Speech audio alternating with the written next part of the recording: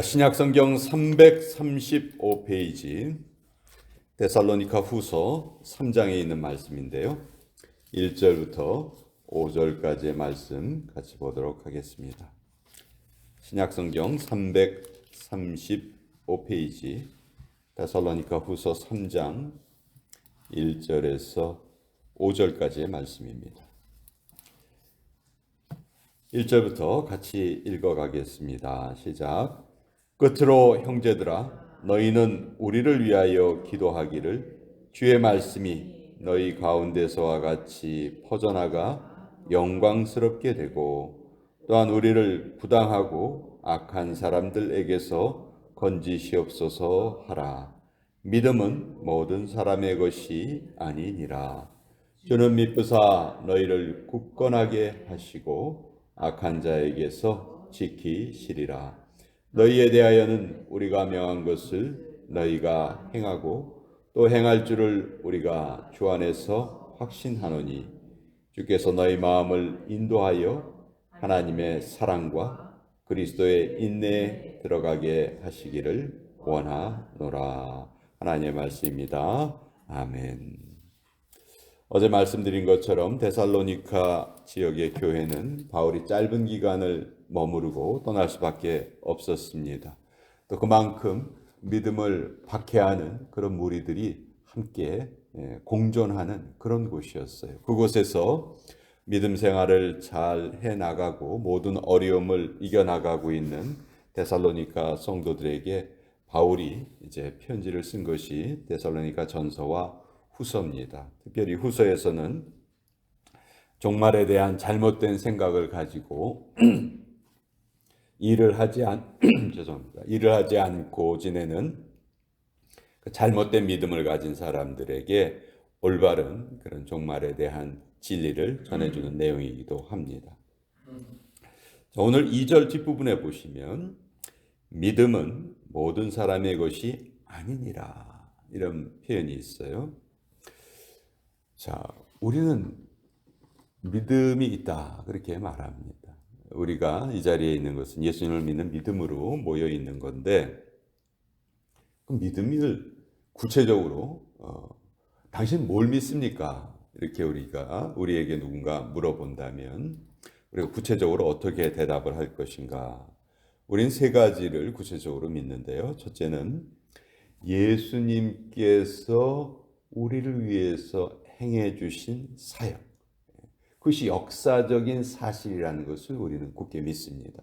무슨 말이냐 하면 예수님께서 하나님의 아들이신데 인간의 몸을 입으시고 이 땅에 오셨다 하는 것을 우리가 믿는 것이죠. 그리고 그분께서 우리를 대신하셔서 십자가에서 돌아가셨고 또 죽은 지 3일 만에 다시 부활하셨다. 그리고 지금도 살아계셔서 성령으로 나와 함께 하신다 하는 것을 우리는 굳게 믿는 것입니다. 이것이 역사적인 사실이라는 것을 믿는 거예요. 책 속에 있는 어떤 이야기가 아니고 구름 잡는 이야기가 아니고 실제로 있었던 일이다 하는 것을 우리가 믿는 것이죠. 두 번째는 그 사건으로 예수님께서 이 땅에 오신 그 사건으로 인해서 믿는 자에게 이루어진 결과가 있거든요. 그 결과가 뭐냐면 십자가에서 예수님께서 돌아가셔서 나의 모든 죄를 과거와 현재와 미래의 모든 죄를 다 씻게 해주셨다. 용서해 주셨다. 저주의 사슬이 나에게 끊어졌다 하는 것이죠.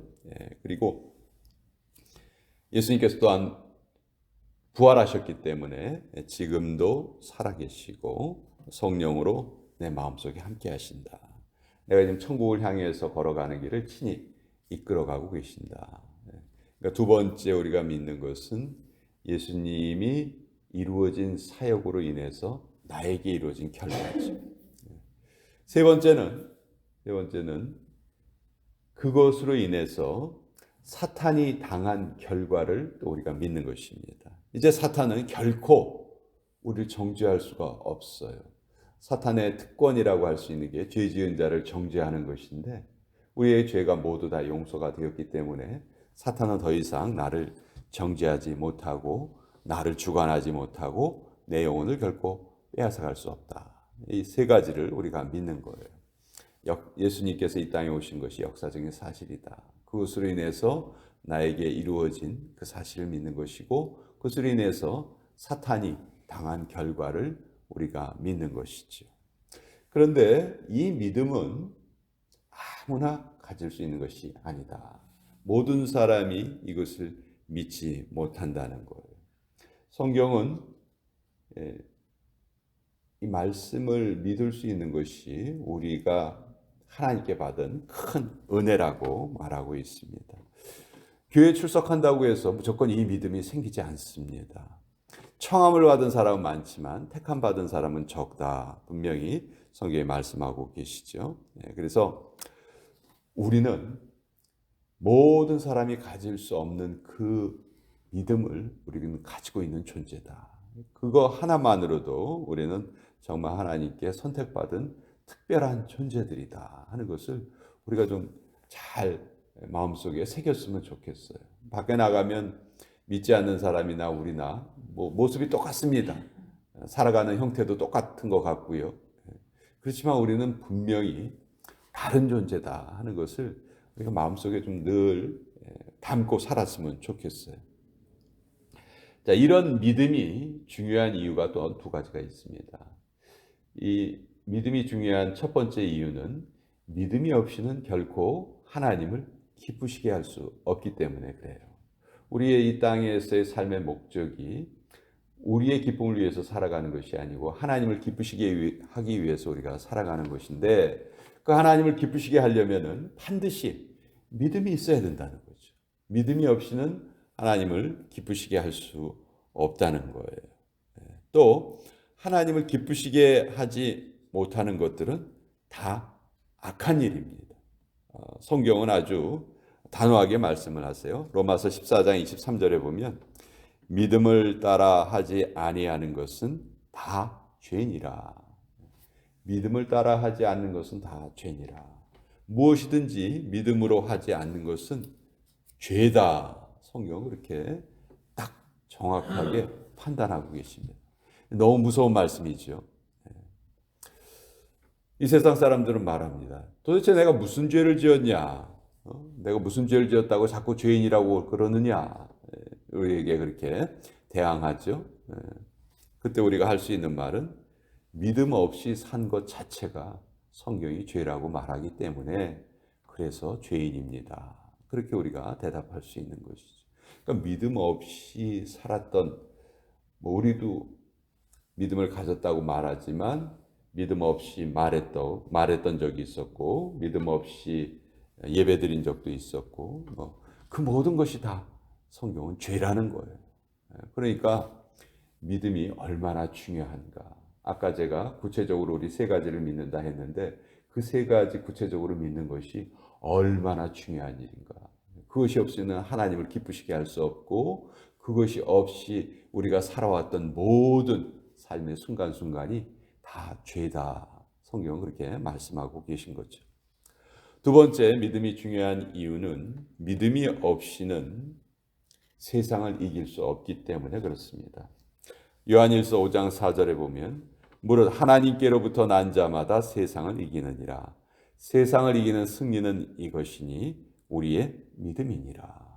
세상을 이길 수 있는 그 능력이 무엇이냐? 그것이 바로 우리가 가지고 있는 믿음이라는 거예요. 믿음이 있어야만 세상을 이길 수 있다는 거죠.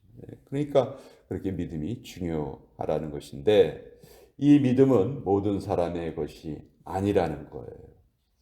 근데 바울의 입장에서는 짧은 기간 머물렀던 데살로니가 지역의 성도들이 자기가 떠난 후에도 그 믿음이 잘 자라고, 또 그 주변에 그 믿음을 방해하는 사람들이 다른 지역보다도 훨씬 더 많았는데 그곳에서 그렇게 믿음 생활을 잘 하니까 바울의 마음이 기쁨으로 충만한 것이죠. 그래서 3절에 바울이 기원을 합니다. 이거는 바울의 간절한 마음이자 기도이자 또 그들에게 하는 축복이라고 할 수 있어요. 이번 주에 우리가 암송하는 말씀인데, 주는 미쁘사 너희를 굳건하게 하시고 악한 자에게서 지키시리라. 하나님이 반드시 너희를 그 데살로니가 지역에서 믿음을 방해하는 무리들에게서 분명히 지켜주실 것이다. 이것은 바울의 아주 간절한 마음이고 또 기도고 축도이기도 하고 축원이겠죠. 그래서 바울이 이런 말씀으로 데살로니가 성도님들을 또 이렇게 격려하고 축복을 합니다. 자, 이렇게 믿음이 중요한데 이 믿음이 자라야 되겠죠. 믿음이 우리는 날마다 자라는 더 단단해지고 더 깊어지고 흔들리지 않는 믿음을 갖기 위해서 우리 살아야 하는데 그러려면 어떻게 하면 되는가? 로마서 10장 17절 믿음은 들음에서 나며 들음은 그리스도의 말씀으로 말미암았느니라. 믿음이 생기는 첫 번째 스타팅 포인트가 들음입니다. 들음. 우리는 살면서 참 많은 말을 듣죠. 우리가 듣는 것은 참 우리에게 많은 영향을 끼쳐요. 근데 우리가 듣는 말이 모두 다 우리에게 구원을 얻게 하고 생명을 얻게 하는 그런 말이 아니라는 것이죠. 어떤 말을 듣느냐에 따라서 우리의 삶이 달라질 수가 있습니다. 믿음을 주는 말도 있고 믿음을 더해주는 말도 있고 반면에 믿음을 떨어뜨리는 말도 있어요. 그래서 우리는 늘 듣는 것에 주의해야 되겠다. 주님의 말씀이 내 심령에 들어올 때 그때 우리의 삶이 바뀌는 거예요. 그래서 그러려면은 하나님의 말씀을 가까이 하는 것이 가장 좋은 방법이겠죠. 거의 유일한 방법이겠죠. 그래서 지속적으로 하나님의 말씀을 듣고 읽고 또 그것을 묵상하고 또 더 좋은 것은 암송하는 거겠죠. 그래서 결정적인 순간에 우리 하나님의 말씀이 내 속에 퍼뜩 떠올라야 됩니다. 그렇지 않으면 다 내 생각대로 중요한 결정을 하게 되거든요. 근데 생각해 보세요. 결정적인 순간마다 하나님의 말씀이 떠오른다면 그것이 어떤 결정을 하는데 얼마나 도움이 되겠어요. 그렇죠? 근데 그 단계까지 이르려면은 평소에 훈련을 쌓아놔야 그런 일이 벌어지는 것이지. 평소에는 전혀 생각도 안 했는데 갑자기 결정적인 순간에 하나님의 말씀이 떠오른다? 그런 일은 거의 발생하지 않습니다.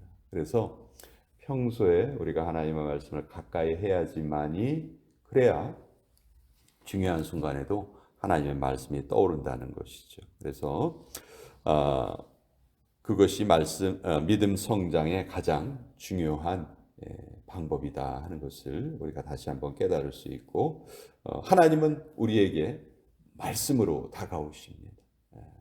우리가 하나님을 알게 된 것은 말씀을 통해서 알게 된 것이기 때문에요. 그래서 특별히 말씀을 들을 때 우리가 마음에 칼이 찔린다는 각오를 하고 좀 들었으면 좋겠어요.